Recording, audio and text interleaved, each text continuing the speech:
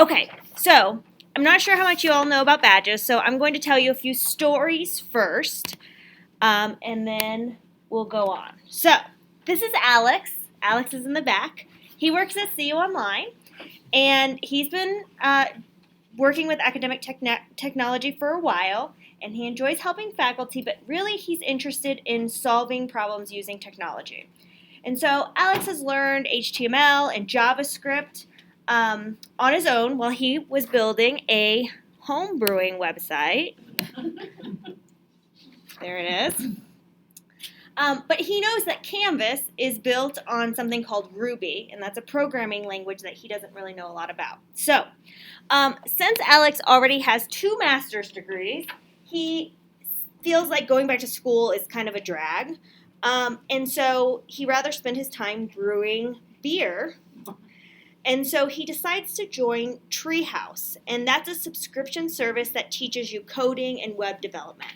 And in fact, CU Online, we paid for this subscription for Alex as professional development because it directly relates to his job.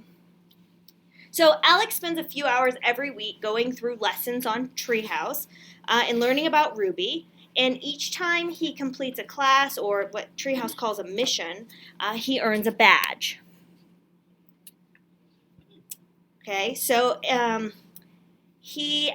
pretty soon he has an entire portfolio of badges awarding him competencies in Ruby, and he's going to start working on a few apps for CU Online and for Canvas using the knowledge that he's gained. So once Alex has done that, he's going to have enough skills and demonstration of those skills to apply for programming jobs, basically doubling his salary, even though he doesn't have a degree in programming. Okay, so didn't go back to school, but is still learning all of these skills. So next I have another story of Claudia. She's a senior at Madison Area Technical College in Wisconsin. And she's in her last semester of school and is starting to look for jobs. There's her resume. And she keeps getting passed over because the recruiters,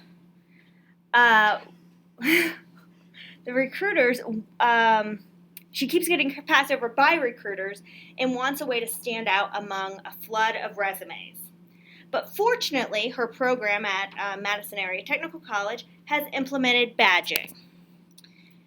And this helps students track soft skills such as graphic design and grant writing and some technical skills like Google Docs and even participation in events like being a conference volunteer. And these badges and digital assets are backed by evidence and endorsements. And so Claudia can add these skills and experiences to her resume, and then she can also provide URLs to a portfolio that brings her skills to life. So even without a degree yet, Claudia is a superior candidate. There she is, because she has highlighted her skills and achievements in a way that is easy for potential employers to gauge fit and competence.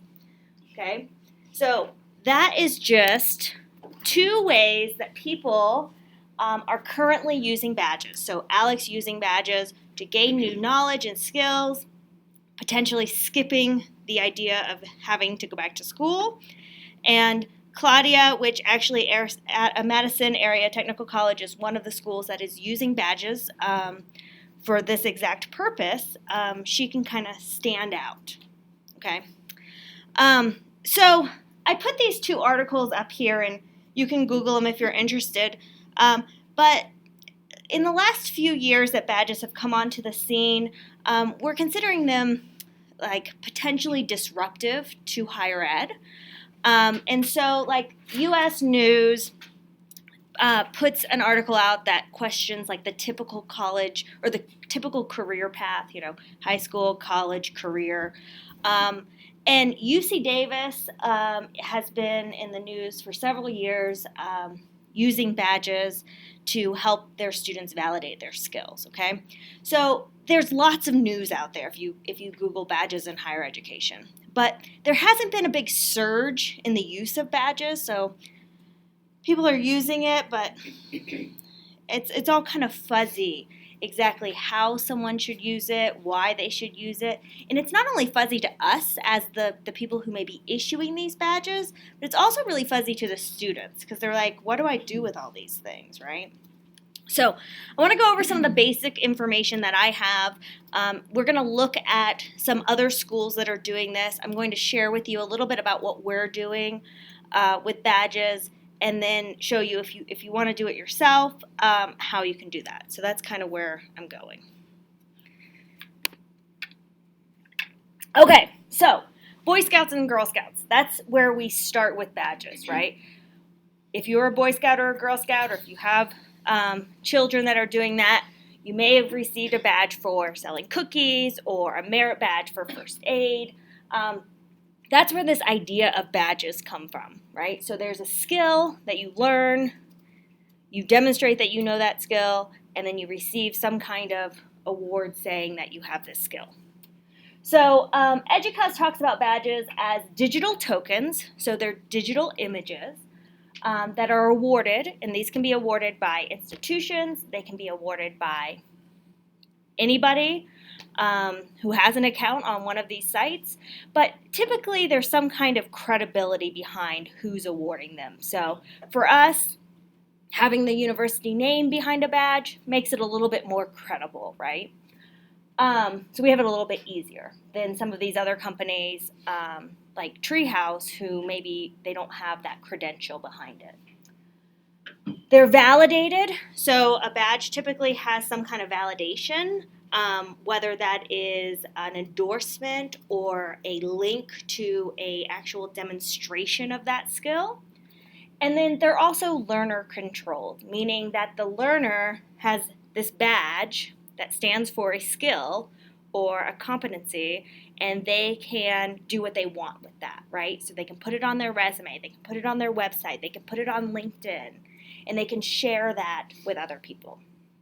So those are the four kind of steps to badging. So there's two parts to this badging thing, okay? Any questions about the last thing? Because I'm just going to like plow through some of this stuff. I understand it's, okay. I understand that it's, visual. Mm-hmm. You use it as like an icon or whatever. But it's sort of like taking the place of a digital portfolio. Yes, it could. Absolutely. It could double as a digital portfolio. Some of these websites that are managing badges act as portfolios. So yeah.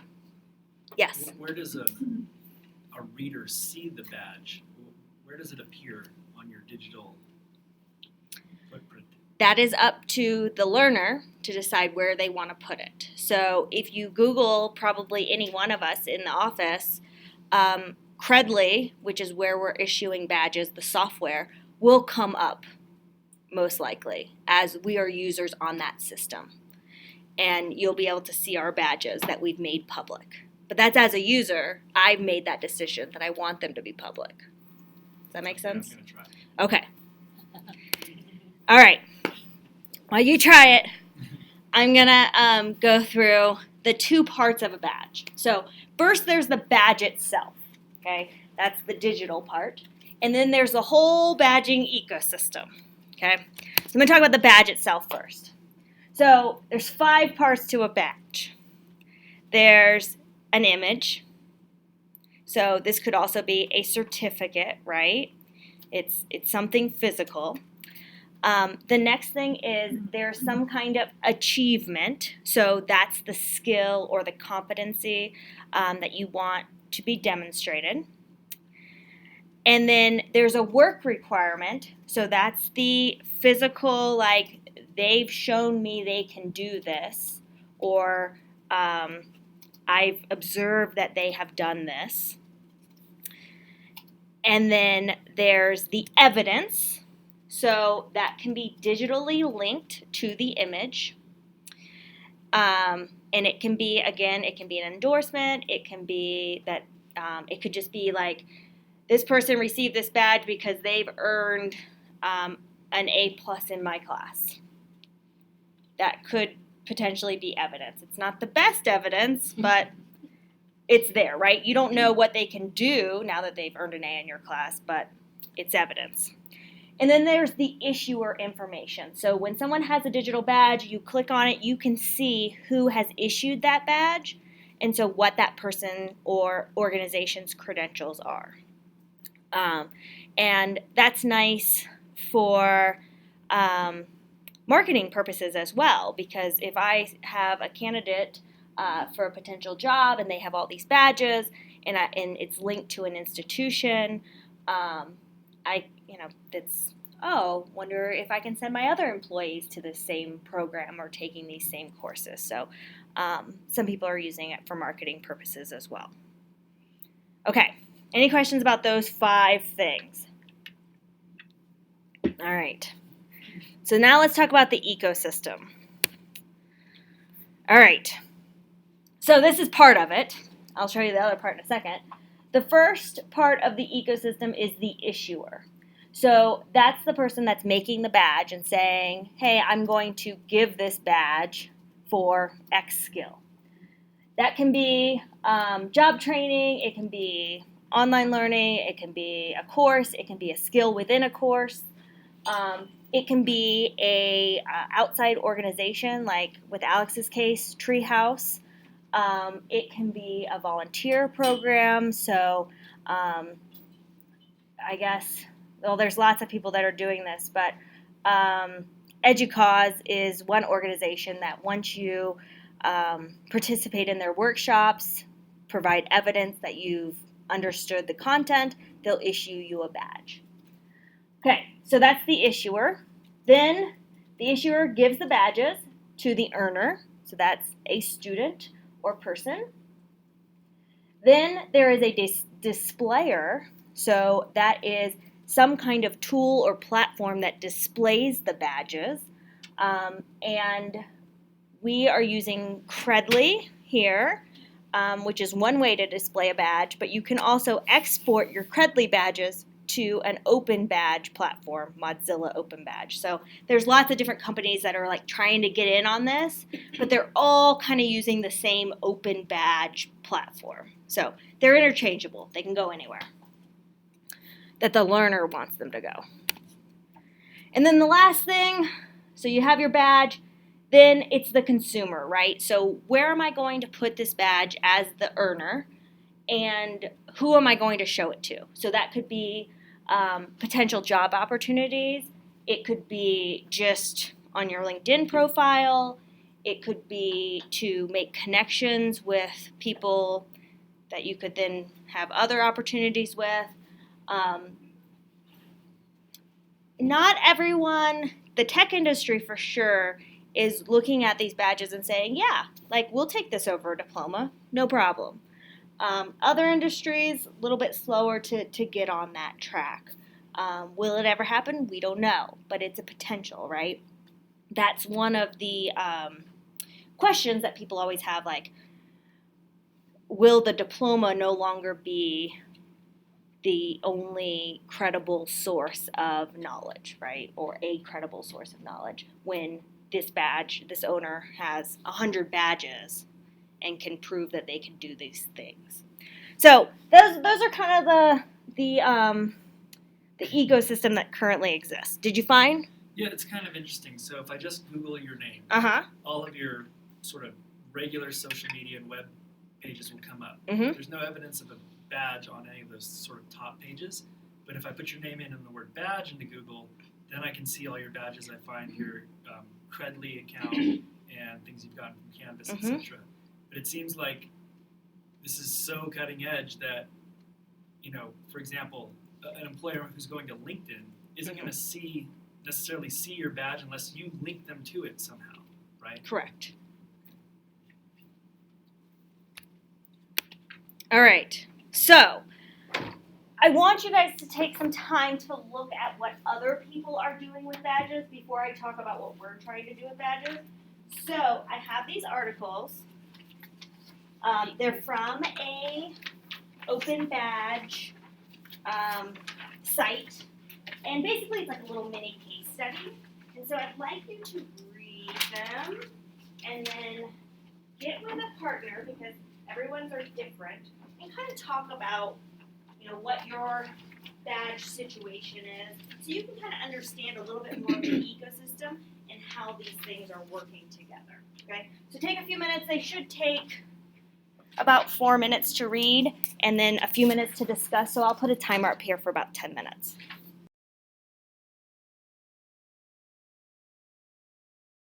I want to pay attention to the time. This session has gone by so quickly because you all have been so engaged in the topic.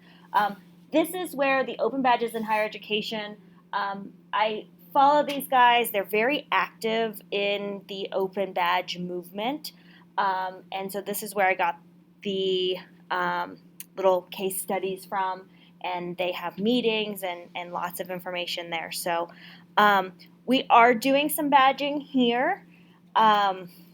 We have one instructor in the School of Ed who is doing badging in his course to look at different competencies. So I can show you that real quickly. He tries to pick things that are very like career relevant. So instead of the student having to show up with a diploma, they can job hunt earlier than that with these badges. I know that the Information and Learning Technologies program is considering using badging to have a set of skills they want all of their students to be well versed in, and those would be the badges, and they might be earned in individual courses or they might be earned outside of the courses, but they want them to have these basic skills or knowledge before they move out into the workplace. So that is a potential that they're talking about. And then we are using badges here at CU Online for professional development. So if you take any of our self-paced courses, you will earn a badge for. So I can earn my badge. You can earn them. Now, I will say, due to the numbers, we've had to scale from this like high evidence to you've successfully completed the course and taken a little quiz and been successful on it. So ours are not at maybe the rigor that they could be, but we're just starting out. We're just experimenting with this and seeing how it plays out. So if you are interested in doing that, I had all the steps kind of laid out, but I'm happy. There's a badging course that I'm almost done with that you can take, and then you can also just meet with me, and I'm happy to help you add the badge to your course and walk you through those steps. So that is what we're doing, and that is what badges are. So hopefully that was somewhat helpful. At least got you thinking about the potential, or maybe like, yeah, this isn't something I want to get involved in. And I think either way is fine. So thank you very much.